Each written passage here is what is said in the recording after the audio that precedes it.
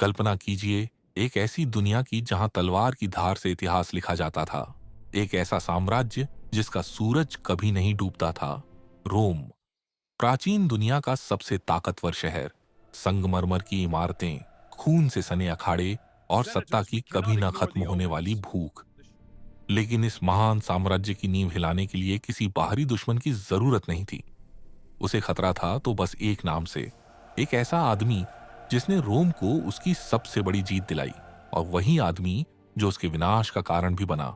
वो जिसने कहा था, मैं आया, मैंने देखा, मैंने जीत लिया, जूलियस सीजर। आज हम पन्ने पलटेंगे इतिहास की उस किताब के जहां वफादारी और गद्दारी के बीच का फर्क सिर्फ एक खंजर की दूरी का था। यह कहानी है उस नेता की जो इतना महान बन गया कि उसकी अपनी परछाई भी दूसरों को डराने लगी। साल 100 ईसा पूर्व रोम एक गणतंत्र था, लेकिन अंदर ही अंदर खोखला हो रहा था। अमीर और अमीर हो रहे थे, गरीब और गरीब। इसी उथल पुथल के बीच एक युवा सीजर बड़ा हो रहा था। वो किसी शाही परिवार का वारिस नहीं था, लेकिन उसकी आंखों में एक अलग ही चमक थी। एक ऐसी आग जो उसे दुनिया के नक्शे पर सबसे ऊपर देखने के लिए मजबूर कर रही थी। कहते हैं कि जवानी में एक बार समुद्री लुटेरों ने उसे पकड़ लिया था। उन्होंने उसकी रिहाई के लिए फिरौती मांगी। सीजर डरा नहीं, बल्कि उन पर हंसा। उसने लुटेरों से कहा, तुम जानते नहीं हो कि तुमने किसे कैद किया है। तुम जो मांग रहे हो वो कम है, मेरी कीमत उससे कहीं ज्यादा है। और उसने कसम खाई कि रिहा होने के बाद वो उन सब को सूली पर चढ़ा देगा। और उसने ठीक वैसा ही किया। यह पहला संकेत था। सीजर सिर्फ बोलता नहीं था, वो करता था। जैसे जैसे वक्त बीता, सीजर ने समझ लिया कि रोम में इज्जत पैसे से नहीं, बल्कि ताकत से मिलती है, और ताकत आती है सेना से। उसे एक मौका चाहिए था खुद को साबित करने का, और वो मौका उसे मिला गॉल में, आज का फ्रांस। वहां के घने जंगलों में खूंखार आदिवासी रहते थे, जिनसे रोम भी डरता था।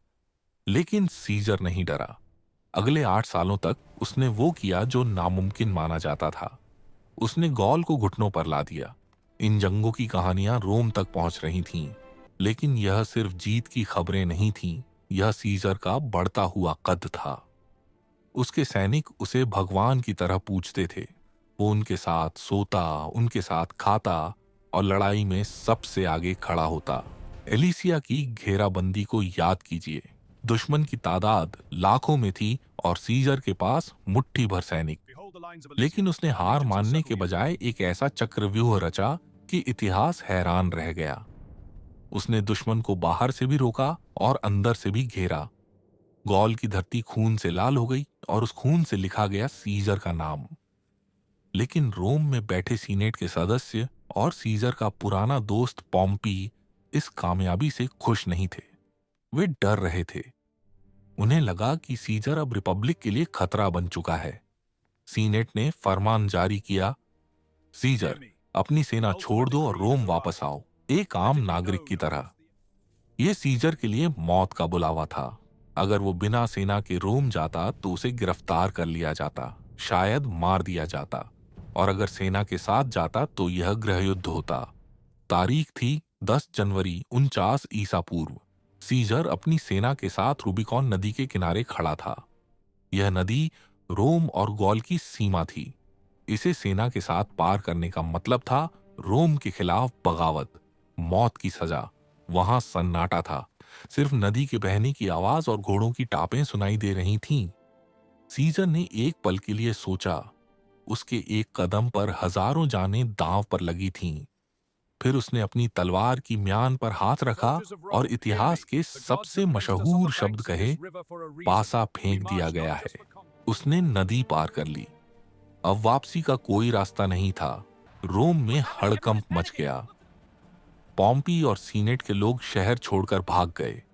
जिस शहर को कोई बाहरी ताकत नहीं हरा पाई थी, वो अपने ही बेटे के डर से कांप रहा था।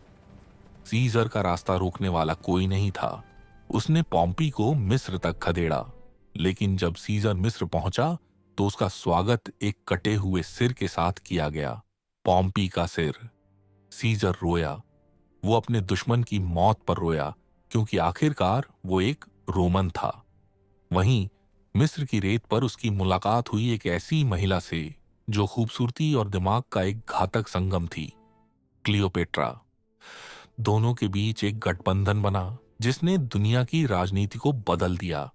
अब सीजर सिर्फ एक सेनापति नहीं था, वो रोम का तानाशाह बन चुका था। डिक्टेटर परपेतुओ, जीवन भर के लिए तानाशाह। वापस रोम आकर उसने सुधार किए। उसने कैलेंडर बदला, गरीबों को अनाज दिया, कर्ज माफ किए। आम जनता उसे मसीहा मानती थी। वे उसके कदमों में फूल बिछाते थे। लेकिन सीनेट के गलियारों में जहां सत्ता की असली बिसात बिछी थी, वहां फूलों की जगह खंजर तेज की जा रहे थे। साजिश की बू आ रही थी।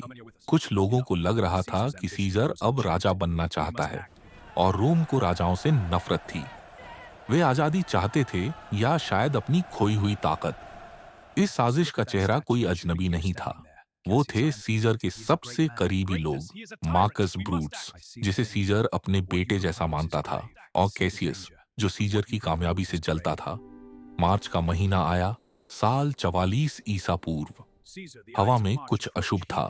भविष्यवक्ताओं ने सीजर को चेतावनी दी थी, इड्स ऑफ मार्च से सावधान रहना। 15 मार्च का दिन। सीजर की पत्नी कल्पन्या ने उसे रोका। उसने बुरा सपना देखा था। उसने कहा, आज मत जाओ। सीजर थोड़ा हिचकिचाया, लेकिन तभी साजिशकर्ताओं में से एक आया और उसने सीजर के अहंकार को ललकारा। उसने कहा, क्या रोम का मालिक एक औरत के बुरे सपने से डरकर घर में बैठेगा? सीजर का गुरूर उसकी सावधानी पर भारी पड़ा। उसने अपना लाल चोगा पहना और सीनेट की ओर चल पड़ा। रास्ते में भीड़ थी, शोर था, जयकारे थे। किसी ने उसके हाथ में एक चेतावनी की चिट्ठी दी, लेकिन सीजर ने उसे पढ़ने का वक्त ही नहीं निकाला। वो अपनी मौत की तरफ बढ़ रहा था, शान से, बेखौफ। जैसे ही वो सीनेट हॉल में दाखिल हुआ, सम्मान के नाम पर सब खड़े हो गए। उसे घेर लिया गया। माहौल में एक अजीब सा तनाव था। अचानक एक इशारा हुआ। एक सीनेटर ने सीजर का चोगा खींचा। यह हमले का संकेत था। पहला वार गले पर हुआ। सीजर चौंका। उसने मुकाबला करने की कोशिश की। वो एक योद्धा था, आसानी से हार मानने वाला नहीं। लेकिन हमलावर एक नहीं, दर्जनों थे। खंजरों की बारिश होने लगी। खून फर्श पर फैलने लगा। सीजर लड़खड़ाया। उसकी नजरें अपनों को ढूंढ रही थीं, और तभी उसने उसे देखा। ब्रूट्स, हाथ में खंजर लिए।